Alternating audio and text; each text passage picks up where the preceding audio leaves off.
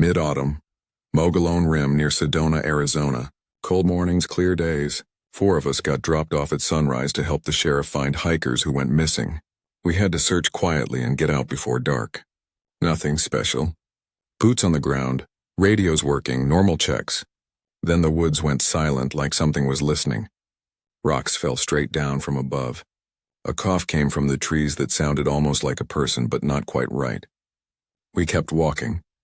By sunset, I knew we were not alone out there. You want to know what it was? Fine, I'll tell you. So before we continue, please make sure to like and subscribe to support the channel and comment down below where you're watching from. Thanks. The helicopter blades chopped the air over red rock and green pine trees. The warning came in loud and clear. The rim ran long like a wall, sharp as a knife in the light. The bird turned, dust flew up, and the landing skid touched dirt. Cold air pushed into the cabin. Jet fuel and pine mixed together, and I could taste it in my teeth. We stepped off into a Forest Service clearing with old tire tracks and frost still hiding under the grass. The pilot gave us a quick thumbs up. Then the helicopter lifted up and flew east toward open country. The noise faded until there was only wind in the trees. I watched it leave and then looked down at the ground. Pine needles, dust, a crushed soda can half buried. The usual stuff. My stomach calmed down. The day had a plan. I like plans. I am Daniel Brooks, Captain. Late 30s when this happened. Calm enough to make a man feel safe. Not calm enough to sleep easily after. I kept a small notebook in my left chest pocket. Same one I used in other places for worse reasons. Here it felt out of place, but I kept it anyway. Old habit. We were 4. Henry Adams, lieutenant, early 30s. A map and compass guy. He loved paper maps like they were his friend. He knew distances like someone who measures land for a living. You could point at a hill and he would tell you how long it takes to get there with a full backpack and a sore knee. He had that neat mind. He planned the path in his head before his boots touched it. William Carter, sergeant, mid-30s, family man with sharp senses. The one who would stop one step before a cliff nobody else saw. Quiet, practical, checked everyone's gloves, headlamps, first aid kits twice. He wanted us home for dinner. He said it like a joke, but it wasn't. James Walker Blake, 20s, youngest, wanted to prove himself but wasn't a fool. Good with people. He asked real questions and listened. I put him in charge of the camera. Digital, nothing fancy. Take pictures of trail markers, footprints, odd trash piles, stuff to help figure out what happened on a day someone didn't finish. Why we were here was simple. The rim had been taking people. Too many for comfort. Day hikers, a hunter, a geology student on a field trip, personal items near animal trails. A boot, a phone that was dead even though the battery should still work. A jacket at a turn where nobody would drop a jacket. No bodies. The county sheriff had too much work. Rangers and volunteers had already searched. Too many acres, wind, steep ground. You can lose a truck up here and not find it for a month. We were asked to help with a quiet search. Not a combat mission, not in the news. Search known trails. Write down anything that pointed to where people disappeared. Footprints, torn cloth, camps, trash piles. Call on the radio at set times. Get out before dark, simple, no hero stuff. We go slow, we go home. I said that to the team. Moy tightened straps and ran hands over gear. We go slow, we go home. I kept my voice low and steady. No excitement. I learned that excitement causes trouble in the woods. The plan was the plan. Start at base, search, radio checks every hour and half hour. Leave before night. If anything looked wrong, we marked it and moved on. No long stops, no deep searching. The rim didn't care how tough we thought we were. There was a faded wooden trail sign a few yards from the clearing. The letters were carved with a dull tool years ago. Mogollon Rim Trail. Someone had thumbtacked missing person posters to the sign. Edges curled, faces printed on cheap paper, names in bold letters. A student with a hat and a big smile. A man with a camouflage vest. A woman with a pink hair tie on her wrist. I read the first names out loud and wrote the first letters in my notebook. I never write the whole name until the person comes home.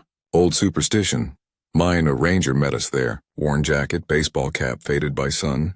He had the look of a man who spent long days alone. He pointed along the ridge and gave us final words. Watch the drop-offs. Wind carries sound here. Coyotes sound like people sometimes. He glanced at the woods like they were listening. A quick look, habit. Then he gave a small nod. He had been out here when it got strange. I could tell he didn't want to scare us. He didn't have to. There was a truck parked off the dirt road by the sign. A volunteer's truck from yesterday. Windshield had frost on the north half only. That told me how fast the temperatures changed. You could be sweating at noon and shaking by sunset. I touched the glass with my glove and felt dirt and cold. Adams unfolded his map and smoothed it on the tailgate. He traced our path with a gloved finger. 2 main loops, he said. 1 north side below the rim edge. 1 lower east spur. Water seeps here, here, and here. We keep the ridge on our left going out, on our right coming back. 10 miles if we do both. We are not doing both. He looked at me, I nodded. 1 loop shorter, cleaner. Carter went person to person and checked everything. Chin straps, braces, gloves. He tapped my medical kit like a safety check. Extra tape, he said. 2 rolls, I said. Headlamps, new batteries, he said. New, I said. He looked at Walker. Camera, extra card. Walker lifted the camera. 2 cards, fresh. He kept his voice down. You can tell when a young guy is acting steady. Because he cares what you think. He didn't show off. Good. We set up a small base on the edge of the clearing under some pine trees. Tarp low. Backpack stacked, water, and a little food set aside for when we got back. Nothing heavy. We would be out for hours, not days. I marked the location in my notebook. Then we stepped onto the trail. The first walk was quiet. The cold bit our noses. Sun warmed our backs. The world was normal. Bird calls came in from the side slopes. A woodpecker tapped somewhere off to the right. I could smell tree sap and dust. The path was narrow and crusted with frost in the shadows and soft where the sun touched it. Adams set an easy pace. He checked the map every so often without breaking his walking rhythm. He liked that paper between his hands. It was how he thought. We took the ridge east. The rim fell away in sudden drop-offs with views that pulled you hard if you stared. Red rock walls and broken shelves, pine trees and thick stands, and then open fields where old fire had burned through years back. The wind carried a whistle through the needles. It was the kind you get only on high ground, fast and thin. Nothing strange yet. A jaybird followed behind us for 100 yards, yelling like a neighbor. We kept moving. I wrote down the time. Normal is a thing to be grateful for. I didn't know how much I would miss it by late afternoon. We hit the first radio check on time. Clear voice to the ranger station. Survey team base check. All green, copy, all green. The reply came back. Straight, clean. No drama.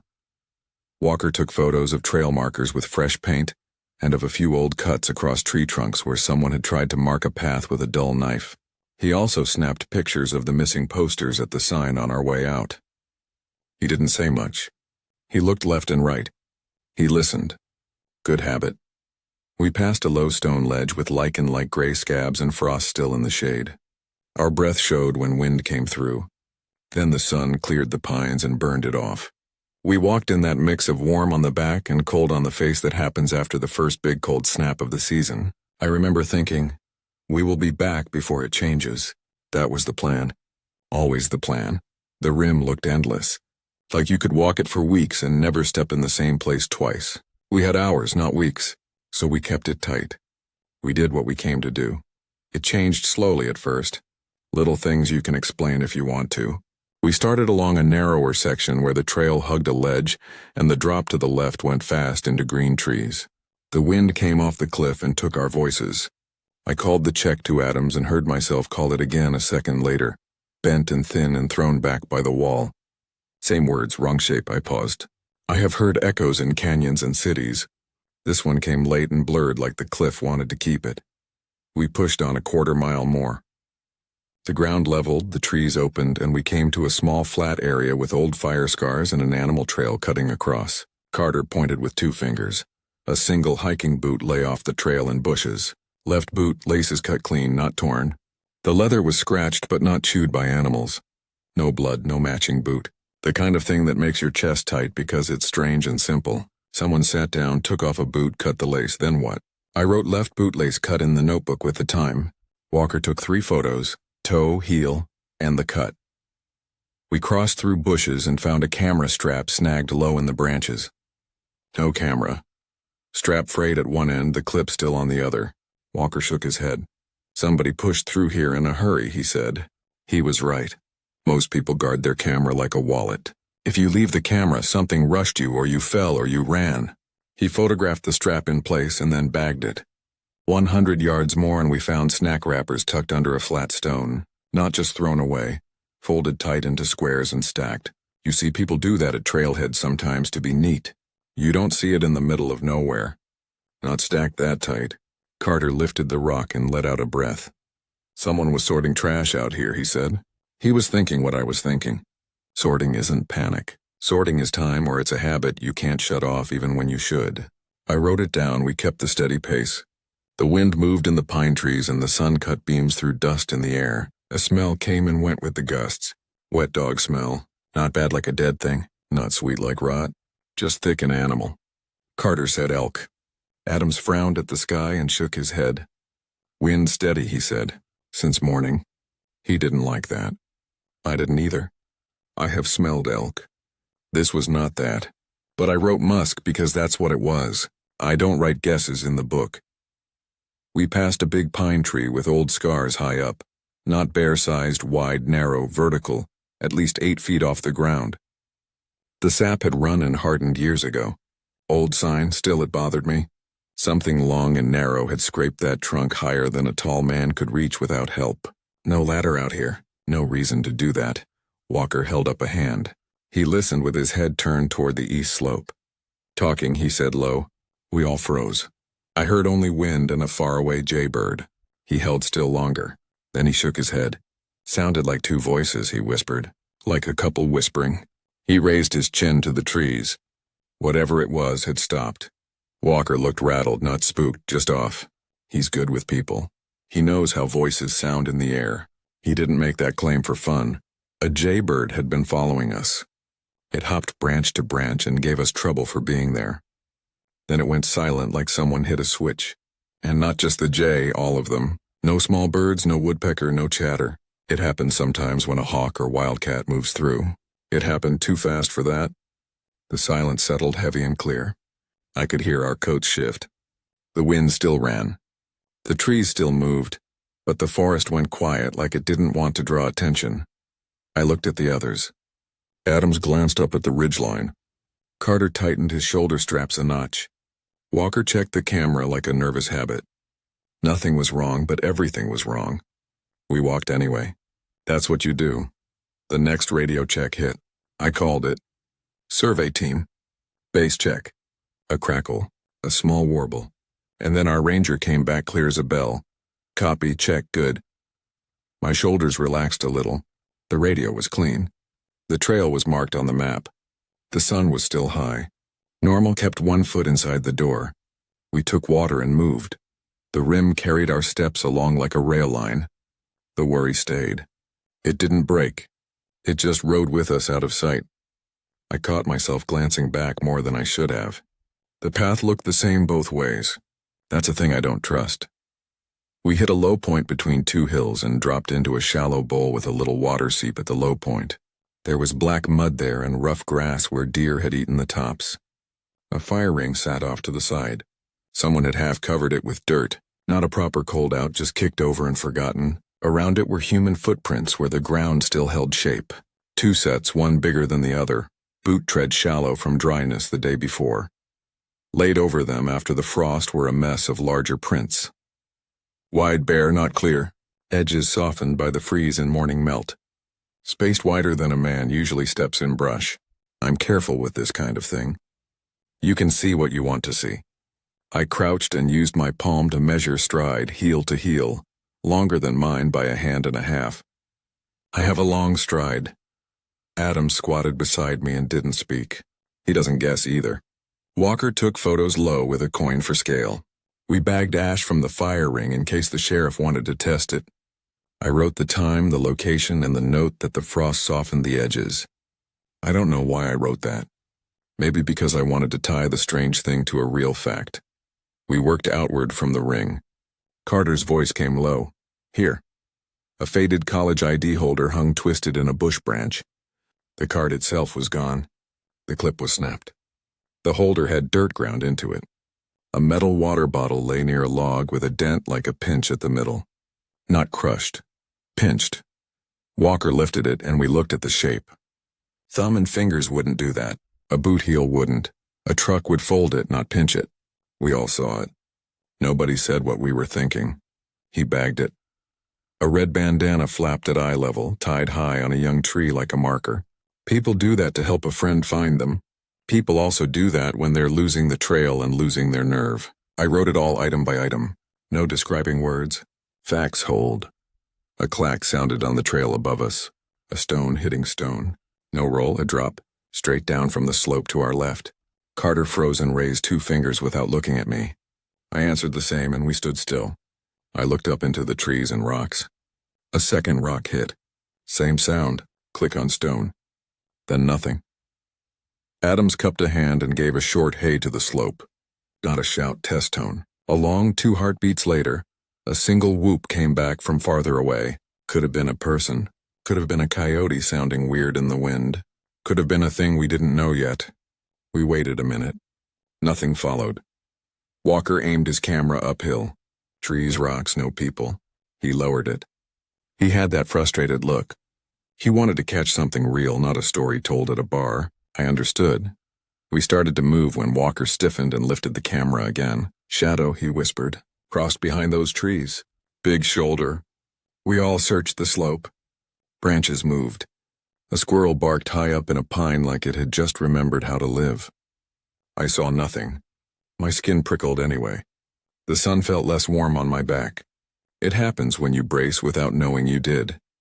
We pushed out of the bowl and picked up the main line again. We kept it slow. Check off the evidence. Keep the search. Keep the clock. This was still explainable. Hikers, hunters, maybe somebody camped on the wrong side of smart. Rocks fall. Wind carries calls in ways you don't like. You can stack a dozen small wrongs and still live for a while. The trail climbed steady along the slope until we hit a patch where storm blowdown had twisted trunks and snapped tops years back. A fresh structure stood in the mess. Not a kid fort, not storm pile. A lean-to of snapped branches 8 feet tall and nearly as wide. The pieces were clean breaks. No blade marks, ends white where fibers tore.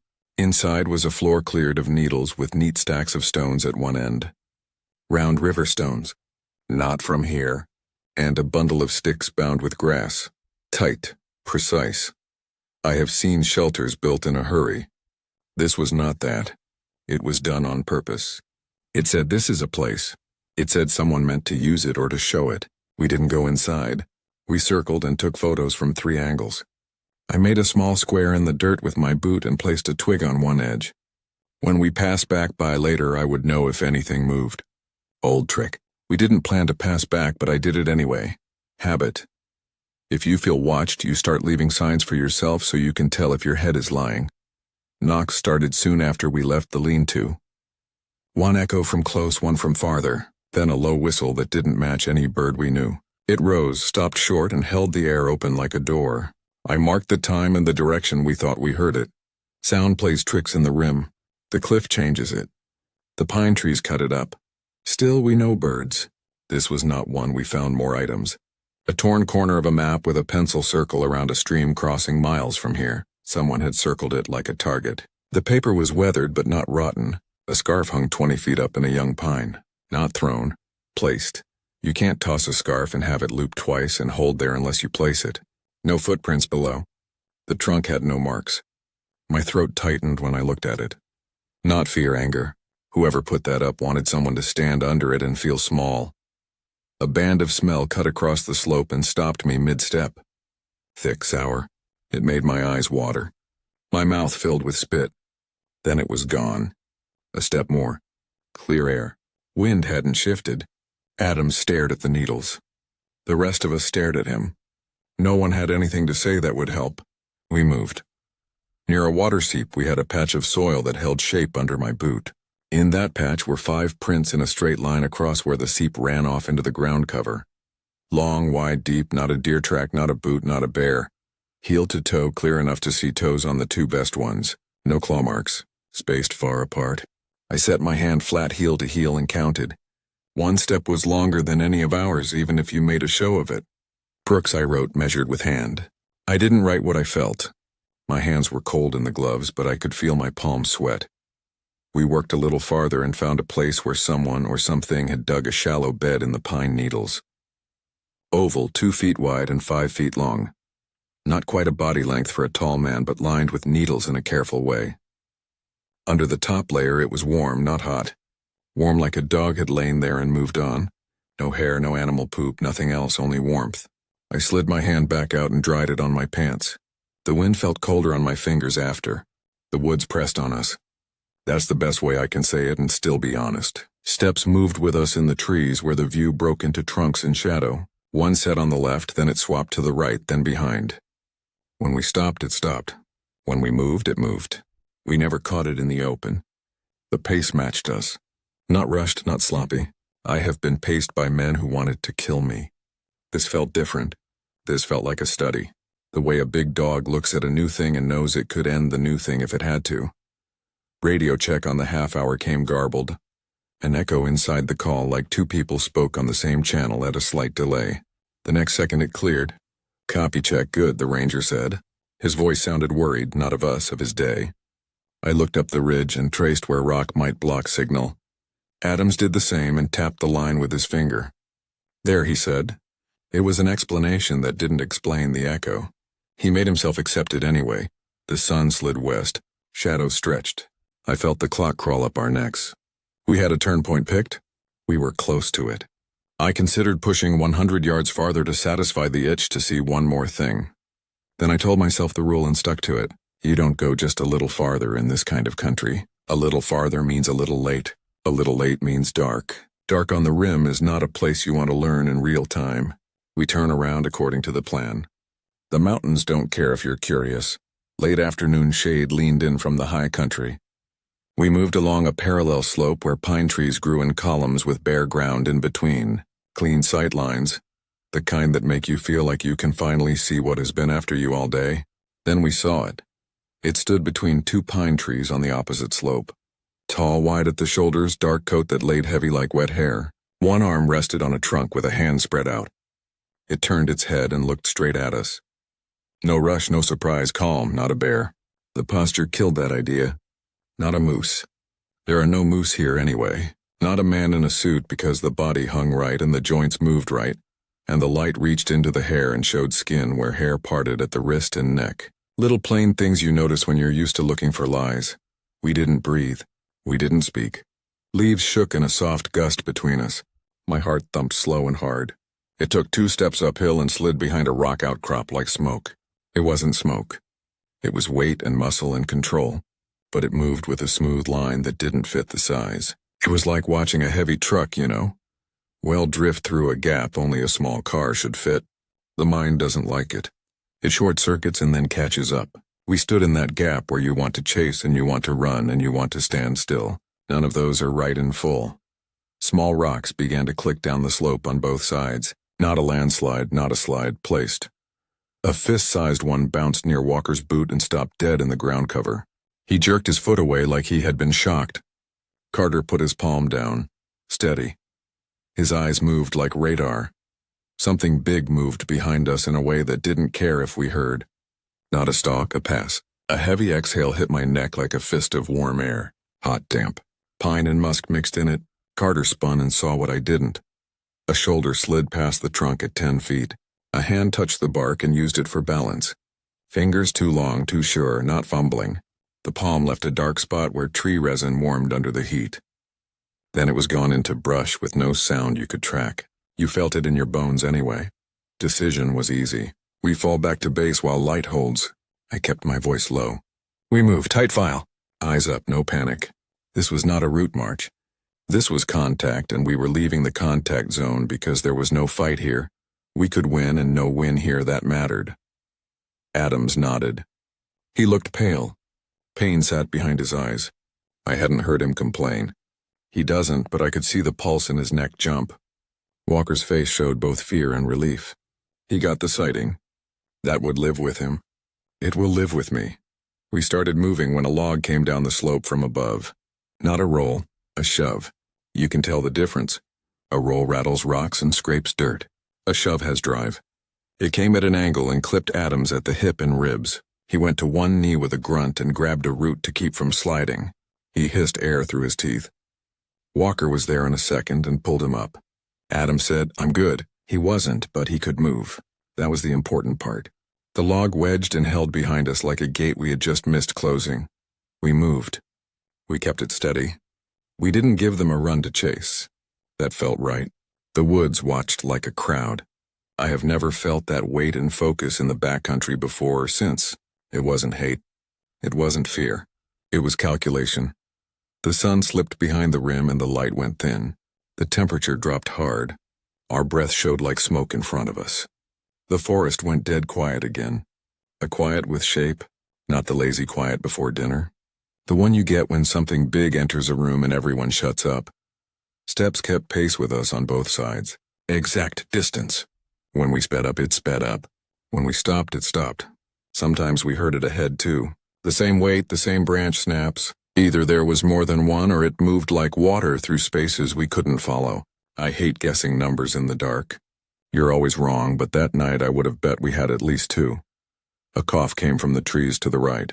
Human-like, but not like someone copied the sound without knowing how a chest makes it. Short, flat, wrong in tone. Walker flinched and then laughed one hard breath and cut it off. Laughing in the dark is a fight with your own head. A pine tree shuddered 20 yards off like a truck had bumped it. Cones and needles rained down. There was no wind in that moment. I saw the trunk move with force and stop.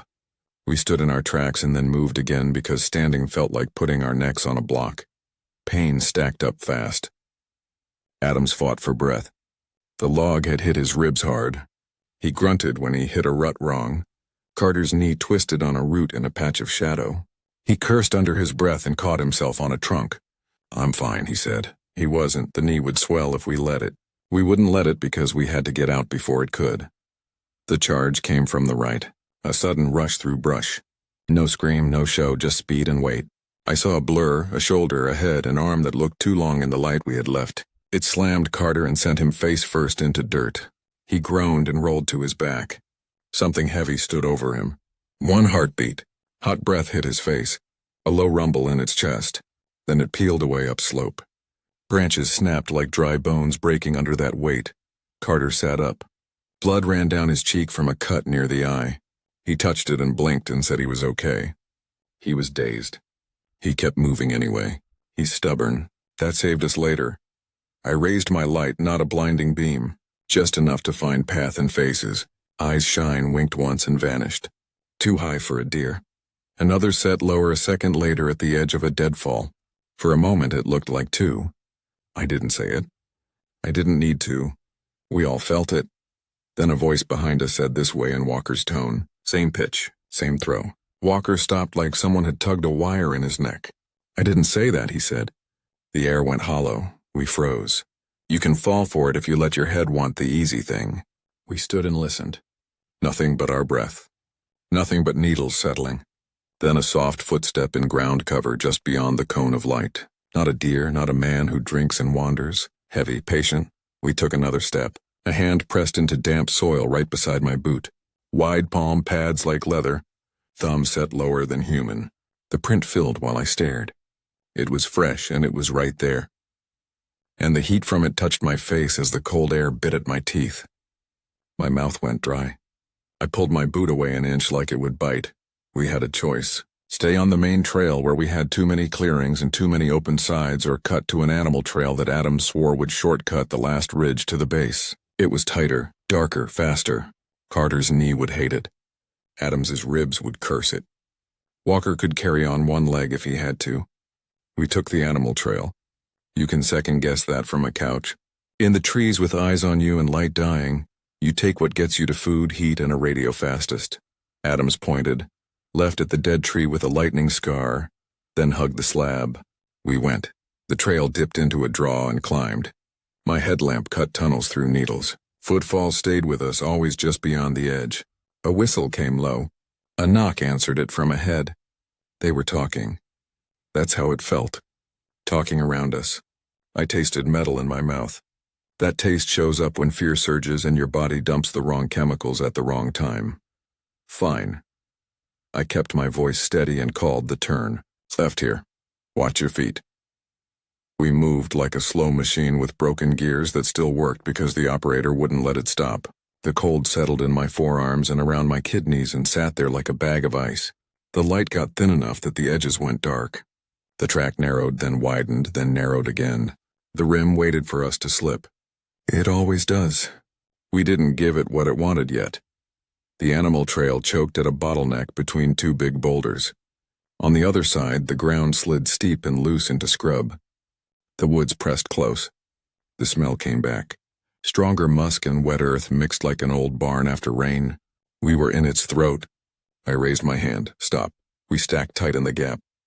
The bend ahead cut the view. The beam of my light thrown to the corner showed only bark and rock and the breath out of Carter's mouth. We listened. My ribs told me to turn around. My brain told me to go forward. The base wasn't far. I pictured the tarp. I pictured the water jugs and the little stove and the radio that smiled when it caught a clean signal. I pictured what would happen to my men if I froze. Then it stepped out. Close. Close enough to see wet hair clumped at the shoulders. Breath fogged out of its mouth. Dark eyes set deep under a brow that crowded them. Taller than any man I've stood beside. Chest broad without bodybuilder show. Arms long and heavy. Legs thick as small trees. No roar, no pose. It watched us like a man at a window late at night, watching a car idle outside. Measuring, not scared, not ready to kill. Ready to do something we wouldn't like if we did the wrong thing. I lifted my hands where it could see them. Empty. A simple thing you do when an animal owns the room. My voice came low and flat. We're leaving. That was it. I didn't add words. Words don't help. It tilted its head like it weighed that sentence. Then it glanced past us down the line like it was counting. That chilled me more than the size or the breath or the smell. Counting means it knows how many and what that means. It moved once, a blur, not a flinch, a choice. It brushed Walker's shoulder and darted past him along the wall with speed that didn't fit its bulk. Walker spun, lost his footing, and went off the edge in a slide. He dropped 5 feet and slammed into a stump. He cried out. The sound was sharp and helpless. Ankle, he said. I heard the pain in it. He tried to stand and couldn't. Carter grabbed him by the vest and kept him from going farther. Adams put his body in the narrow gap and spread his hands like a door with bad hinges. He grimaced like a man who had a knife in his ribs every time he breathed. He stayed there anyway. I kept eyes on the dark where it had vanished. I didn't try to chase. Chasing would have cut us into parts. It knew that. That's why it set the play. Pebbles began to fall from above us. First a sprinkle, then it stopped. A single heavy stone clunked on the path ahead. Placed like a line. It sat there fat and quiet and stupid, and my brain tied a knot I will never quite untie. On that stone lay a hair tie, black, plain, likely the geology student's. Fresh, still elastic, not bleached, not crumbled. The breath went out of me in a cold hiss. That was not random. That was message and proof in one. We had looked at her face on the sign. Now a piece of her sat between us and the way out. I wanted to go after that thing. I wanted to slam it into the rock until the whole rim shook and tell it to give them back. That's a real feeling. It's also a stupid one. I pushed it down. I made a mark of the spot in my head. A root with a curl that looked like a question, a slab with a white streak like chalk, a scar on a pine where bark had peeled and healed in a long tear. I didn't write those down. I burned them into my memory. I still see them when I blink at night sometimes. I whispered, we walk now. No chase, no hero stuff. We had a man with a bad ankle, a man with bruised ribs, and a man with a cut face and a swollen knee. We didn't have a fight left that would end well. We moved. I took the front. Adams behind me.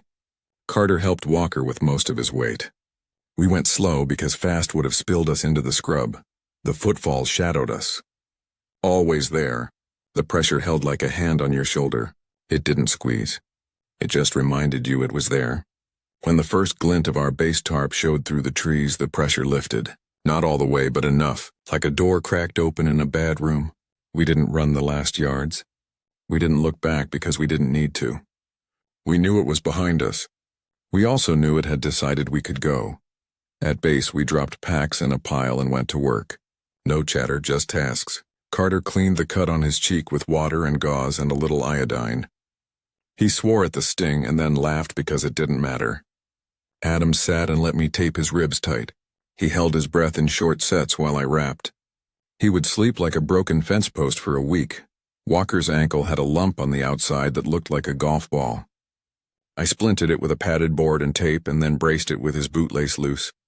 He clenched and breathed and said thank you like a man too angry to cry. Hands shook all around only after we stopped moving. That's when the human part comes back and runs a check on what your body did without permission.